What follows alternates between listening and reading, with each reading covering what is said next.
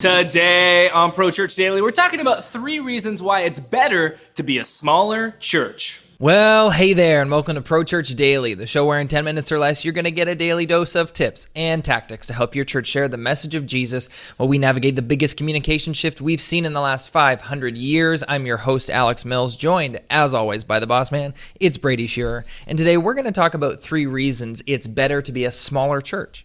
There's a quote that's attributed to Henry Ford, Alex, and it says, "Whether you think you can or you think you can't, you are right." Okay.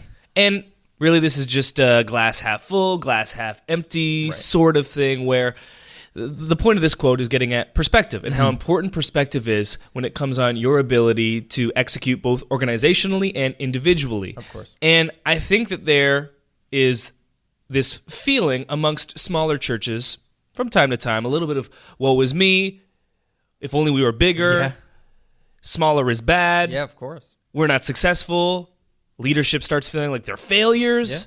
And so we wanted to talk in this episode about 3 reasons why it's actually better to be a smaller church. And for someone who pastors at a smaller church of about 100, do you have any opening thoughts? I've all those hypothetical thoughts that you just suggested, I've had them all. And it's funny because I've had them all knowing the truth of what we're going to talk about, why in most cases it actually is better to be a smaller church. And I know that to be true, but at the same time, I do struggle with all those thoughts. And so I hope this episode kind of brings some clarity and is just a help to, because we know that most churches are smaller, and we're going to dive into the stats a little bit.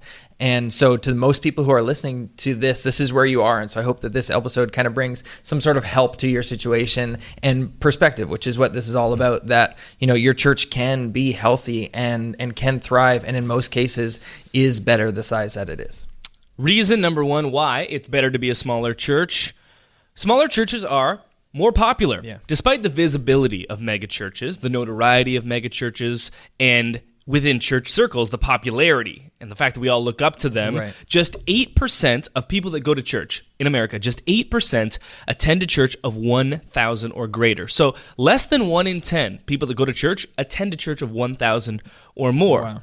Inversely, 46%, so almost half of people that go to church, attend a church of 100 or fewer. So this data would suggest that churchgoers actually prefer smaller churches based on the way that they're voting with their attendance. Yeah. You know, that's a huge gap between about almost 1 in 2 attend a church of 100 or fewer versus less than 1 in 10 that attend a church of 1,000 or greater. Yeah. And so when you look at what people would prefer, it would seem based on this evidence that most people, in fact, the vast majority, prefer smaller, more intimate gatherings. And there are a number of different reasons for that, that obviously smaller churches are aware of, but I think what's more important is to recognize that there isn't this attitude necessarily within your community or church to be like, if we could only get to 500, if we could only get to 1,000, which I think is an interesting dichotomy and almost opposite point of view, congregation versus pastoral leadership. Yeah. And it can be unhealthy on the congregational side where they're like, we don't want to grow because this is our nice little country club. Right. We're not really talking about that. We're talking about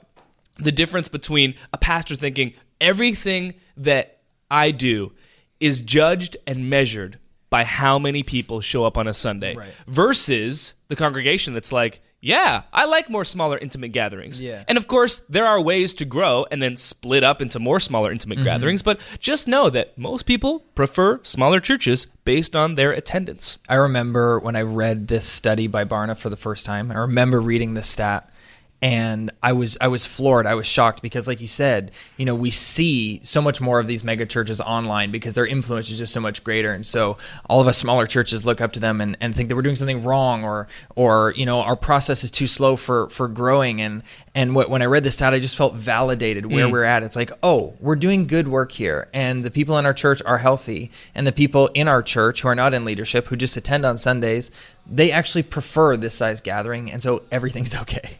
Absolutely. Yeah. Reason number 2 why it's better to be a smaller church. Smaller churches are more agile. Yeah. We talk about the biggest communication shift in 500 years.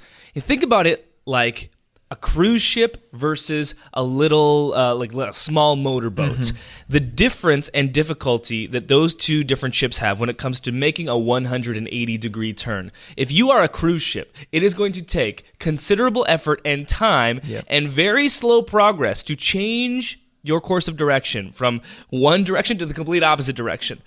Inversely, if you are that smaller boat, turning around is really just like, and then you can try something new. And I would suggest that smaller churches are actually more prepared, or at least better equipped, to navigate this biggest communication shift in 500 years, simply due to the infrastructure of their organizations, of their assemblies, because you can try something brand new, and if it fails, whatever, try something again. Yeah. You can be so agile, you can move so quickly, and in the world of digital, where things are changing so rapidly, that's actually a big advantage to you. Yeah, well, think about it. Like, churches aren't made up of the building materials that construct the four walls. Churches are made up of people, right? And so the bigger the church, the more people. And we're all people, and we're all involved in church, so we know that people have very strong opinions often. And I don't, but some do.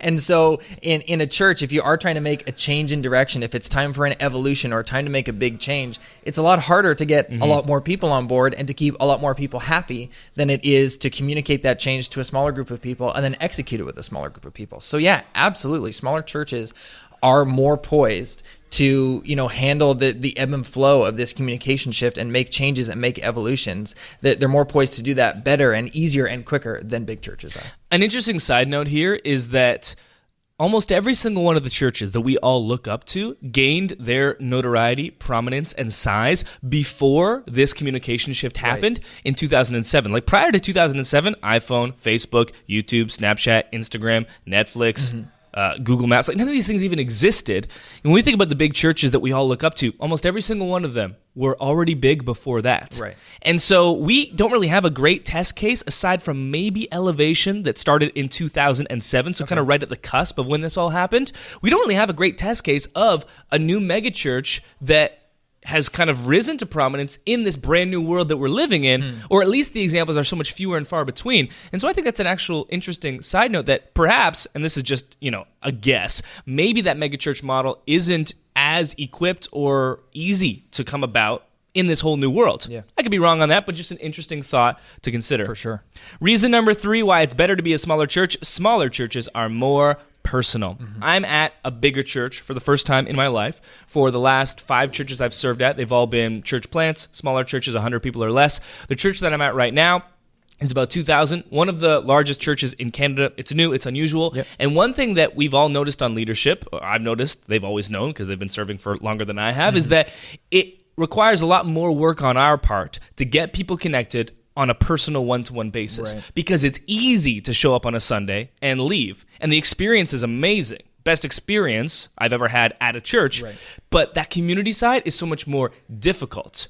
And so we have to work so much harder to get people into groups, so much harder to get people connected beyond a Sunday service, where at all the churches that I served at since I was a kid, I knew everybody, and we would hang out afterwards, and it's just a lot more difficult when you're a larger church. And we know how important community is to churches. My buddy Jared Wilson, he did a informal poll on Twitter one day. He's like, hey, if you're a person under 30, what do you value most in a church? Or what do you think young people value most in church? And it was a runaway winner: community. Yeah. And so whether you think that's the correct answer or not, that's what young people said. And so if that's what they're valuing most, one of the reasons it's better to be a smaller church is that you can offer that easier. Yeah, we've believed this lie for a while that, younger people, millennials or Gen Z even, are that, they want more fog, they want more lights, they want more sound. But the truth of it is, we just want community, and that's when you quantify it, when you boil it down, that's what church is. And so fostering that with a smaller group of people is, of course, much easier, and you can facilitate that much better.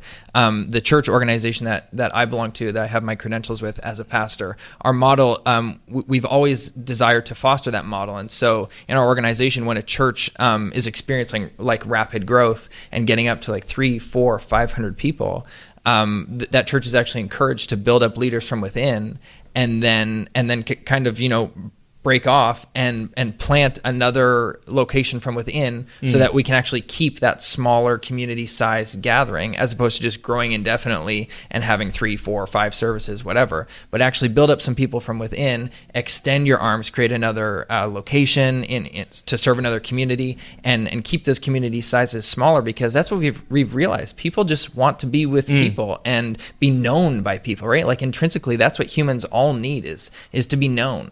and that is, you can facilitate that easier in a smaller group of people. It's not about big church, small church, what's better or worse. It's about understanding the strengths and weaknesses of where you're at and self-awareness, and not having an inferiority complex and thinking we're a small church, that means we are lesser and we need to become a big church. It's just not true at all. Featured resource we wanted to highlight today is the Ultimate Guide to Measuring Church Growth, which is really timely for this conversation. The link for that is in the show notes, the Ultimate Guide to Measuring Church Growth. That'll do it for this episode of Pro Church Daily. We'll see you next time. Hey, thanks for watching this episode of Pro Church Daily. Make sure that you subscribe to this channel so you never miss another video. Hey, and we need a good hit of dopamine. Will you like this video?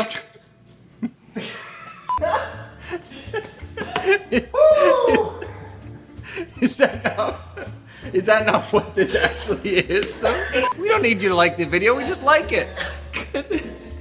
I think that's good. Yeah, that's great. We done?